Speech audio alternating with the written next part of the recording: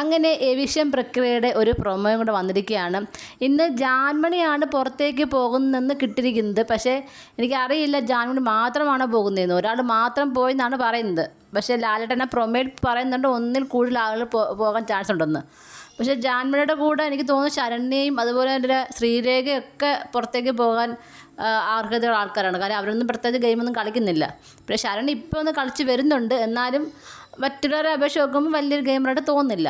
Eviction പ്രക്രിയ എന്ന് പറയുന്നത് നമ്മുടെ സീസൺ 4 ഉണ്ടായിരുന്ന ഒരു പ്രക്രിയ പോലെയാണ്. അതായത് നമ്മൾ ദിൽഷ, റിയാസ്, ബ്ലെസ്ലി ഇവരൊക്കെ ഇരിക്കുമ്പം ആ ഒരു റെഡ് ലൈറ്റ് കത്തുന്ന ആ ഒരു പ്രൊസീജിയറാണ് കൊടുത്തിരിക്കുന്നത്. അപ്പം അതേ സെയിം തന്നെ ഇതിങ്ങനെ ആക്ടിവിറ്റി ഏരിയയിൽ വട്ടത്തിൽ കസാര ഇട്ടിരിക്കണം.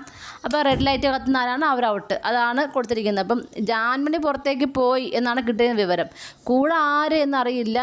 അപ്പം പക്ഷേ ലാലേട്ടൻ പറയുന്നു ഒന്നിലേറെ ഉണ്ടെന്ന്. എനിക്കും തോന്നുന്നു ഈ ആഴ്ച ഒന്നിലേറെ പേര് പോകാൻ അർഹതയുണ്ട്. കാര്യം ഇപ്പം തന്നെ 19 പേര് നമ്മുടെ വീട്ടിനകത്തുണ്ട്. അപ്പം അതിൽ നിന്ന് പെട്ടെന്ന് ആളിൽ കുറയണം. ആ ഒരു കണ്ടീഷനാണ് ഇപ്പം പോയിക്കൊണ്ടിരിക്കുന്നത്. അപ്പം എന്തായാലും ഒന്നല്ലെങ്കിൽ 2 പേരെങ്കിലും പോകണം. നമുക്ക് നോക്കാം ഇനി എന്താണ് നടക്കാൻ പോകുന്നതെന്ന്. പിന്നെ ഒരുപാട് മാറ്റിപ്പിടിക്കലാണല്ലോ. ചിലപ്പോൾ ഇനി ലാസ്റ്റ് കൊണ്ടിട്ട് പെട്ടെന്ന് എല്ലാവരും ഔട്ടാക്കാനുള്ള ചാൻസ് ഉണ്ടെന്ന് അറിയത്തില്ല. എന്തായാലും നിങ്ങൾക്ക് എന്താണ് തോന്നുന്നത്? ആര് പുറത്തേക്ക് പോകണമെന്നാണ് നിങ്ങളുടെ ആഗ്രഹം? താഴെ കമൻറ്റ് ബോക്സിൽ മറക്കാതെ രേഖപ്പെടുത്തണം. കൂടുതൽ ലൈവ് അപ്ഡേഷനുമായിട്ട് ഉടനെ വരുന്നതായിരിക്കും.